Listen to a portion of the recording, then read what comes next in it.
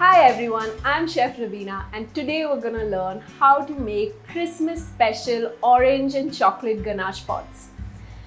So Christmas is my most favorite season of the year. I absolutely love this festival and it brings me so much joy to share this recipe with you today. So the first thing that you're going to do is take 100 grams of chopped vegan chocolate. Now this can be any brand of your choice.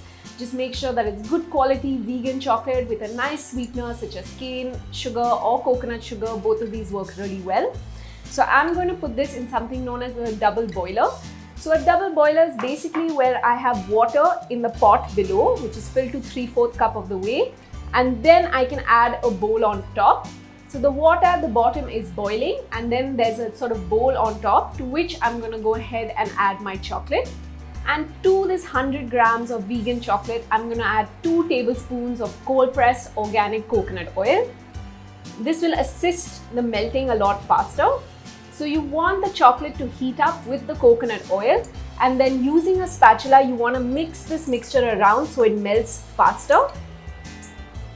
Just make sure the coconut oil is evenly coating all the chocolate pieces.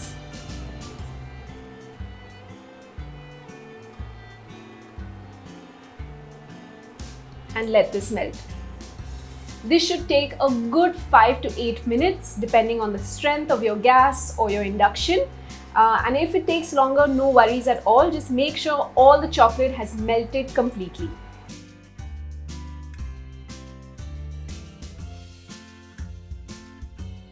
So my chocolate has melted beautifully, and this is a good point for me to go ahead and switch off the induction or the gas and take it off. And now I'm going to go ahead and fold in some coconut cream. So the way to make your own coconut cream is by taking freshly made coconut milk and putting it in the fridge overnight. The cream will separate from the milk, and what you'll have at the bottom is just liquid, but the cream will come on top, and that's the cream you want to use for these ganache pots. So I'm going to go ahead and add that in. This is about 1 cup of coconut cream. The next thing that I'm going to add is a little bit more cacao powder. While my chocolate has quite a good quantity of cacao, I want these pots to be really rich and dark, so I'm going to add a little bit more. If you find cacao powder too intense, you can avoid this and just go by with the chocolate instead.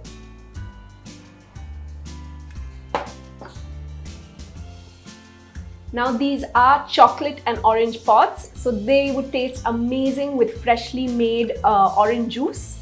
You want to make sure you make this from scratch in-house instead of buying it, because the flavor will be completely different and it'll be much richer.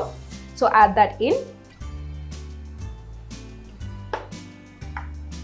Some orange zest.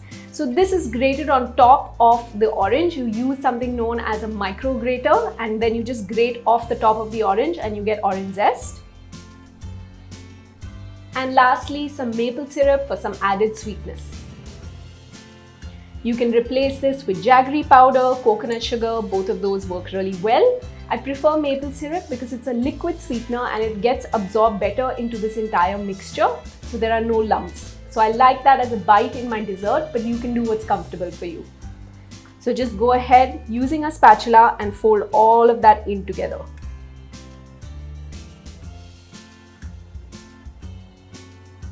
So my ganache mixture is completely ready. I'm going to now go ahead and pour it into these small glass pots.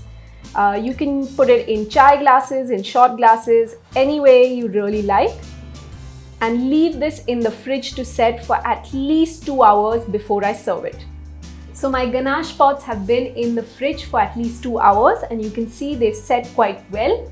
To this now I'm going to add some cacao nibs and edible flowers for garnish. You can also choose to do some toasted nuts, some seeds, more chocolate, so shavings of chocolate on top. All of these would work amazingly well. So my beautiful festive edition chocolate and orange ganache pots are ready, completely vegan and here for you to enjoy.